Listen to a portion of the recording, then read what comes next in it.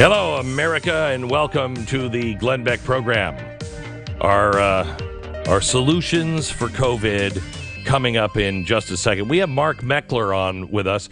Mark is the founder and president of the Convention of States Project, which is something that really hasn't been talked about in the last 4 years. I think a lot of people thought, oh, well, Donald Trump is in office, and so it's going to be fixed. No, this is not going to be fixed by anybody. This has got to be fixed by us as individuals, as close to home as possible, certainly not in Washington. Mark, welcome back to the program. How are you? I'm good. It's great to be with you, Glenn. So, the problems are getting bigger and bigger since we last talked. Have the numbers of the states, we need 34 states to call a convention, 38 to ratify any amendments that would be proposed. What do our numbers look like for those states that actually want to make some changes? Yeah, it's changed a lot since we last spoke, since I was there with you. I think we're at 6 states at that point. Now 15 states out of the 34 are on board. This year we have 21 states considering. I think we're going to look at adding between 6 and 10 states this year, so we'll be well past the halfway mark. So you said you had 16, so you'll be at 26, and you need 34. Is that feasible here in the next year? Do you think 34 could be feasible? I would say in the next 2 years, you have to get enough of the legislatures that are considering it. And I'm, my real goal right now to get to 34 is by 2024. And I say that because we have 31 legislatures that currently have both houses controlled by Republicans. The Republican legislatures, of course, much more likely to want to take power away from Washington, D.C. We have Minnesota, that's a split house, so we just have to flip one house. I think we can do that. I think Virginia is going to flip this year. And our activists are engaged in flipping these state houses all over the country. So what about the states that are controlled right now by Republicans? What's holding them back? Well, unfortunately, the number one thing holding them back is what I would describe, sadly, as the fringe right. And what you have is you have folks from an organization, might recognize the name from way back when, called the John Birch Society, and they come into these legislatures and they try to scare the legislators, and fear sells. And what they say is, going to have a runaway convention and we're going to lose our Constitution. And my response to that is, are you watching what's going on in Washington, D.C.? Do you think you're living under the original Constitution? Right. I fear what's going on in Washington, D.C. right now, and the Marxists who've actually taken control far more than I fear anything that the citizens could do. And I fear that it's not the Marxists that are taking control. I think the Marxists are the hand that we are supposed to watch and are the enforcing hand. I think we have the government colluding with giant corporations now, and we're living in an oligarchy, but maybe that's... No, I'm in absolute agreement, Glenn. I think we're seeing something unusual, which is we have absolute cooperation based on philosophical alignment between an oligarchy and people who believe in Marxism in government. Right. So it's an unusual situation to see that voluntary cooperation. Yeah, and it doesn't make sense if you understand how business works. It just doesn't make sense unless you understand it's an oligarchy that is up at the top. So what are the states that are close that our listeners could get involved with to try to pressure the states? I would say the states that are immediately in the docks are West Virginia is hot, North Carolina is hot, South Carolina is hot right now, Idaho. Just in the last few weeks, I've been in Idaho, Montana, and Wisconsin, all of those states looking very strong. And the reality is wherever they are, even in the states that have passed, for example, in my home state of Texas, the grassroots are still very active. They're active in helping other states. They're active in maintaining the resolutions in their own states. And they're active in other issues. Like right now, our grassroots across the country, all 5 million of them are active in ballot integrity and election reform. So, Mark, answer the question seriously, because it is something that I heard a lot and concerned me a great deal until I talked to you. Answer the question about a runaway convention where we lose our rights and we lose our Bill of Rights. Sure. There's a couple answers. I'm going to start with the end answer and the simplest one, which is a convention is only a suggesting meeting. In other words, people are going to come out of there with suggestions. and they're going to send those suggestions out to the states for ratification. It takes 38 states to ratify. That's the highest bar in the entire system of American governance. Very difficult to reach, and that means only 13 states can stop anything. So I'm going to posit the one that I hear most often, Glenn, which is we're going to lose our Second Amendment. It takes only 13 states to not ratify. Not ratifying means they simply don't take it up. I can tell you in 24 states in the United States of America, you can carry a handgun into the capitals. I do all the time. I'm armed everywhere I can be. In 15 states, you can actually sling an AR across your back and sit in the gallery, not something that I do. But the idea that those states are somehow going to ratify the repeal of the Second Amendment, it's absurd and ridiculous. And I'll make the same offer to your listeners I always make. My personal email, mmeckler@cosaction.com. If you believe in the runaway convention myth, send me the amendment you believe would be ratified by 38 states in the list of 38 states. I've made that offer to millions of people. I've never received an email. You talk about a fork in a road that we're at, and I think you're absolutely right. You say the first the first turn is the country comes apart, secession, civil war, violence, because we can't physically divide. As much as I wish we could just say, "Hey, California, live the way you want to live," but that's really the second one. Which is we go back to the way we were, where states have great powers to do whatever they want, and they can live whatever they want. But I don't have to pay for California's mistakes, and I don't have to live that way in Texas. We can just divide by, almost natural selection, if you will. People just congregate with like-minded people. But I don't think that's going to happen either.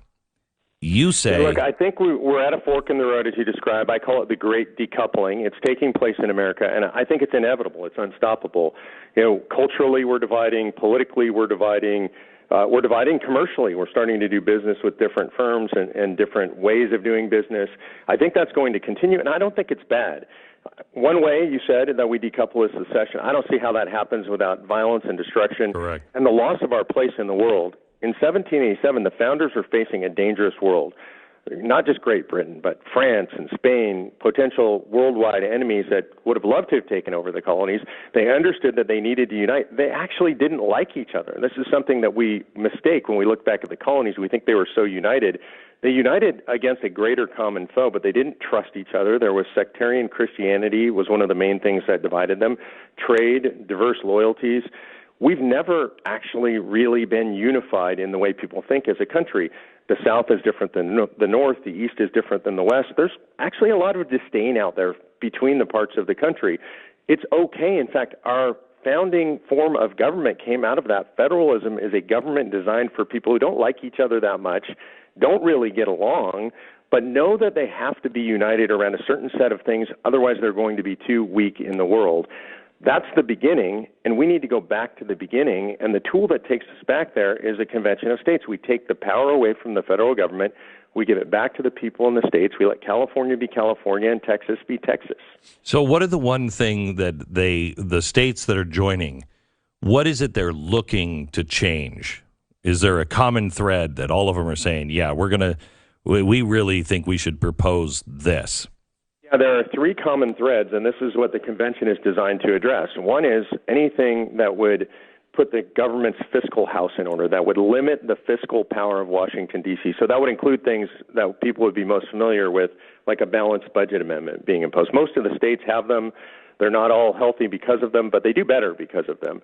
It would be also things like spending and taxation limitations could be imposed under that. The second is term limits. And then both of these are 85% issues. 85% of the American public, regardless of party, are in favor of term limits. And I would argue not just for Congress, Glenn, but also for the judiciary, also for staffers and bureaucrats. This is how we clean out the deep state. And then the last thing is anything that would limit the scope and the power or the jurisdiction of the federal government. A lot of our problems came out of the reinterpretation of the Commerce Clause. There's no authority in the Constitution for the Department of Education, Energy, the EPA, the USDA, the FDA. All these agencies come from Supreme Court, quote-unquote, interpretations that gave this power to the federal government. And the founders told us themselves, if the Supreme Court's out of control, hold a convention, propose amendments, and restrain the Supreme Court and overturn those things. So those are the things that we're finding that the states have wide agreement about. You know, I've been pushing for almost a sanctuary state kind of attitude until we get to a convention of states, to where the states that are in conservative hands and want to conserve the Bill of Rights, anytime the federal government is doing something that it doesn't have the right to do, we're a sanctuary state for the Bill of Rights. We're not going to do that. We're just not. But that's going to cost these states an awful lot of money. If they decide to not participate, you're going to see banking, big business, and the federal government attack these states and try to just put them out of business and make it economically really painful for them. Do the states even have a chance to stand against what we have going on now? Yeah, I think they do. And by the way, I'm in favor of that. I've talked to our mutual friend Daniel Horowitz a lot about this. Our grassroots are in favor of that. It's not an easy road. We've never had an easy road to hoe, those of us who love and fight for freedom. It is doable. I think there's a commercial aspect to it. You've discussed the oligarchy and the government and their alignment. Part of this is an oligarchical problem, and what I mean by that is we are beholden now, you and I and all conservatives, to commercial interests that don't like us, that want to shut us down. We've seen this obviously with Parler and others being scraped from the web.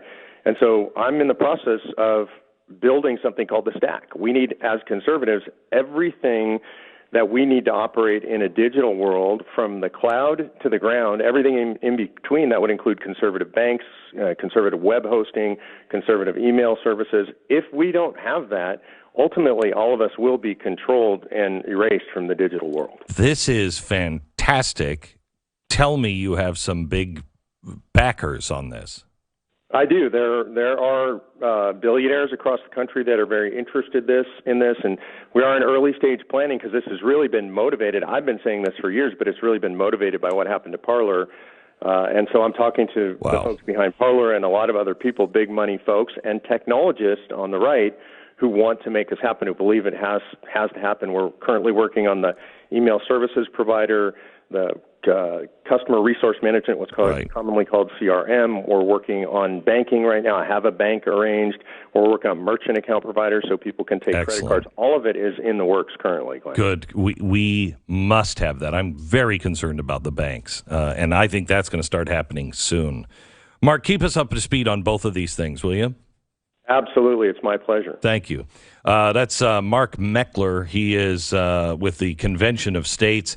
And you can follow him and contact him, conventionofstates.com. Follow him on Twitter at Mark Meckler.